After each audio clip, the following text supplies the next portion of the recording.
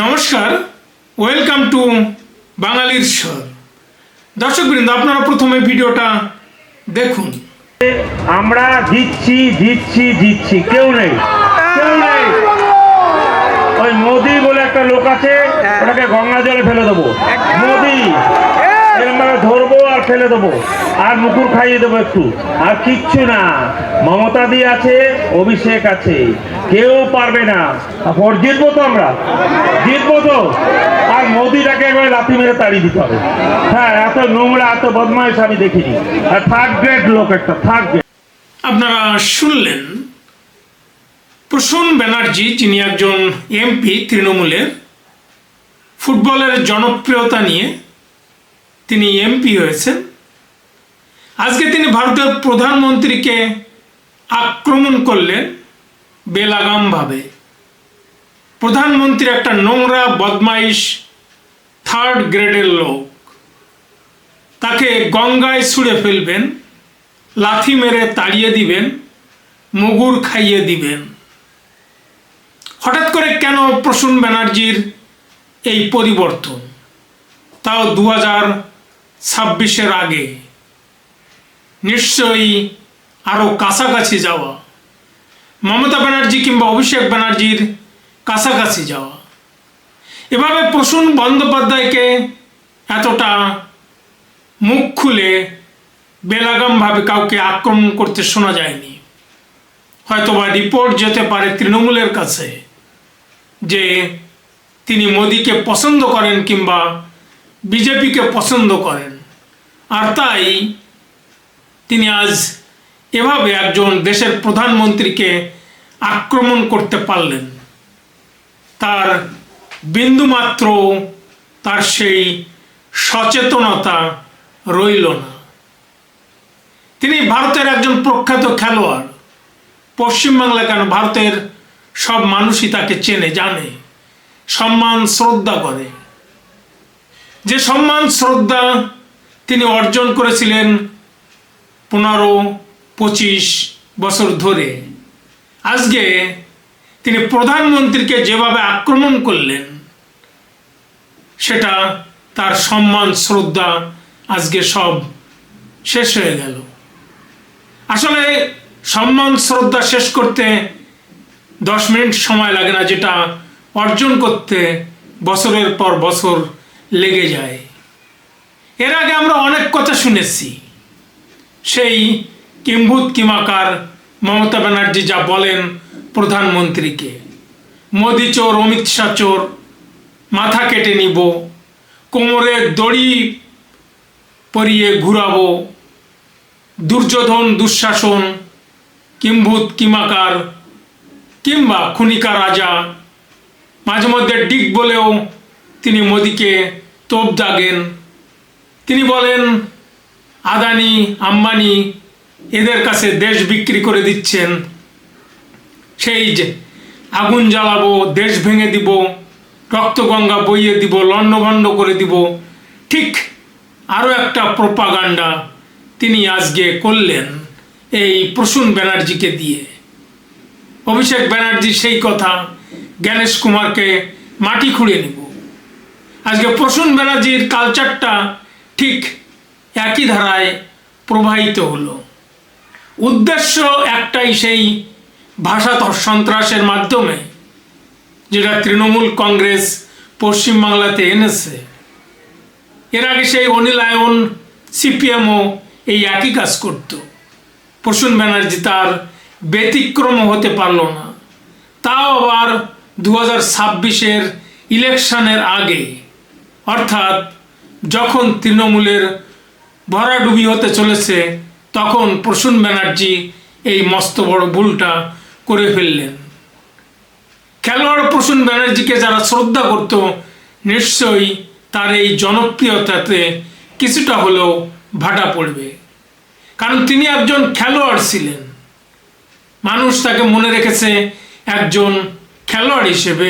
উপরি পাওনা ছিল একজন এমপি, কিন্তু তৃণমূলের এমপি হয়ে তৃণমূলের রাজনীতি করতে এসে তাকে আজকে প্রধানমন্ত্রীকে এভাবে গালি দিতে হচ্ছে। এর থেকে দুঃখের আর কি হতে পারে? এটাই তৃণমূলের কালচার। যে তৃণমূলে যাবে সেই অসভ্য হবে, সেই তৃণমূলের কমিশন বাজিতে আটকা পড়ে যাবে, ইউনিয়ন বাজিতে আটকা পড়ে যাবে। তার সভ্যতা মিনিমাম সভ্য সমাজের কথাবার্তা হারিয়ে তৃণমূলের কালচারকে অ্যাকসেপ্ট করে নেবে। তারা সেই চাকরি চুরিতে নিজেদেরকে নিয়োজিত করবে, দুর্নীতির আশ্রয় নেবে, কিংবা গরু পাচার এই ধরনের চাকরির কেনা বেচা, কয়লা খাদান, বালি খাদানের সঙ্গে নিজেদেরকে জড়িত করবে। তারা হয় ধর্নায় বসবে, না হয় ফাইল ছিনতাই, মোবাইল ছিনতাই, ল্যাপটপ চুরি করার কাজে নিয়োজিত হবে। আর সেটা যদি কেউ না পারে তাহলে তৃণমূলের রাজনীতি করতে পারবে না, তাকে রাজনীতি ছেড়ে চলে আসতে হবে। তৃণমূল চায় সবাই তৃণমূলের মতো চোর হোক, যে তৃণমূলের রাজনীতি করতে আসবে। সুষ্ঠু ভদ্রভাবে সততা সৎপথে থেকে তৃণমূলের রাজনীতি কেউ করতে পারবে না। কালচার এটা তৃণমূল শিখিয়েছে, মমতা ব্যানার্জি শিখিয়েছে, এই ধারার রাজনীতি প্রবর্তন করেছে পশ্চিমবাংলাতে। এটা তৃণমূল, মমতা ব্যানার্জি, অভিষেক ব্যানার্জি ভালো বোঝে। মানুষকে এ ধরনের ফাঁদে ফেলে মানুষকে বকিয়ে দিতে পারে, বিকিয়ে দিতে পারে এবং বখাটে হিসেবে তৈরি করতে পারে। সেই দাঙ্গা কিংবা গুন্ডামি কিংবা নৈরাজ্য সৃষ্টিকারী যারা করতে পারবে তারাই তৃণমূলের দলদাস হয়ে থাকবে, তারাই তৃণমূলের রাজনীতিকে মুঠোয় পুরে সাংবাদিকদের পিটাতে পারবে এবং দেশকে, রাজ্যকে অন্ধকারের দিকে ধাবিত করতে পারবে, অন্ধকারে ঠেলে দিতে পারবে। কিন্তু প্রসূন ব্যানার্জি আজকে 2026-এ অ্যাসেম্বলি ইলেকশনের আগে যে কথা বলছেন, সত্যিই কি তিনি নরেন্দ্র মোদীকে লাথি মারে ফেলতে পারবেন? তার পা ঠ্যাং ঠিক থাকবে তো? ফুটবল খেলতে গিয়ে তার পা ভাঙেনি, কিন্তু 2026-এ এসে নরেন্দ্র মোদীকে লাথি মেরে গঙ্গায় ফেলতে তার নিজের ঠ্যাং নিজে ভাঙবেন না তো? গঙ্গাতে নরেন্দ্র মোদীকে ফেলতে গিয়ে নিজেই গঙ্গাতে ডুবে যাবেন না? প্রসূন ব্যানার্জি মুগুর মারতে চেয়েছেন প্রধানমন্ত্রীকে। তিনি কি 26-এর নির্বাচনের পরে মুগুর মারতে পারবেন, নাকি মুগুর তাকেই খেতে হবে? তিনি প্রধানমন্ত্রীকে বলছেন নোংরা মানসিকতার। তিনি একথা বলে নিজের নোংরা মানসিকতার পরিচয় দিলেন না তো? তিনি নরেন্দ্র মোদীকে বললেন তৃতীয় শ্রেণীর মানুষ, কিন্তু তিনি কোন শ্রেণীর মানুষ বলে পরিণত হলেন? তিনি এও বলেছেন নরেন্দ্র মোদী একজন বদমাইশ, এরকম বদমাইশকে তিনি জীবনে দেখেননি। সত্যিকার অর্থে তিনি প্রতারণা করছেন না তো দেশের সঙ্গে? আজকে তিনি বেঈমান হিসেবে প্রকাশ করছেন না তো? নিজেকে বিশ্বাসঘাতক হিসেবে প্রমাণ করছেন না তো? নরেন্দ্র মোদী প্রধানমন্ত্রী হয়েছেন দেশের জনগণের ভোটে। জনগণ তাকে ভোট দিয়ে প্রধানমন্ত্রী করেছে। আজকে প্রধানমন্ত্রীকে নোংরা, বিশ্বাসঘাতক, বদমাইশ বলে কিংবা তৃতীয় শ্রেণীর মানুষ বলে সেই জনগণকে তিনি অপমান করছেন না তো? সত্যিই কি এটা বাঙালির কালচার? বাঙালি কি এভাবে একজন প্রধানমন্ত্রীকে তীব্র ভাষায় কটাক্ষ করতে পারে?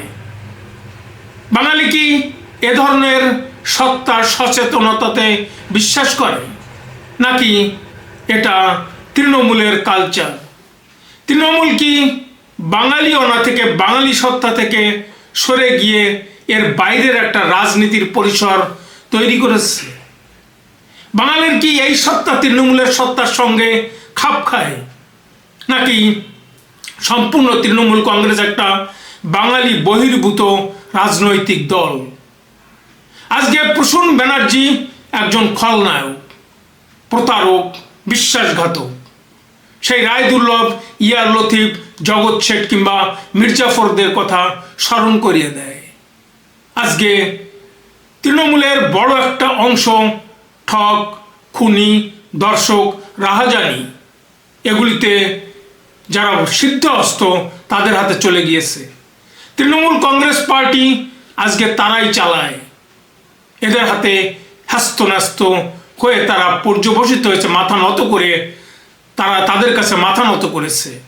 আর প্রসূন ব্যানার্জি আজকে যেভাবে প্রধানমন্ত্রীকে কটাক্ষ করলেন, তিনি প্রমাণ করলেন যে প্রসূন ব্যানার্জি তাদেরই একজন। কিন্তু এটা বাঙালির কালচার নয়, এটা আজীবন চলতে পারে না, এরও একটা শেষ আছে। দর্শকবৃন্দ, আপনারা প্রসূন ব্যানার্জির এই যে মন্তব্য প্রধানমন্ত্রীর উপর, আপনারা এটাকে কিভাবে দেখেন? যদি আপনারা অন্যভাবে দেখেন তাহলে মন্তব্যের ঘরে মন্তব্য করে জানাবেন। আর ভিডিওটি ভালো লাগলে বাঙালির স্বর চ্যানেলটি সাবস্ক্রাইব করে পাশে থাকা বেল আইকনটি প্রেস করুন, সাথে একটা লাইক দিয়ে কমেন্ট বক্সে কমেন্ট লিখুন। আর দেখতে থাকুন, শুনতে থাকুন বাঙালির স্বর, আপনার স্বর। ধন্যবাদ।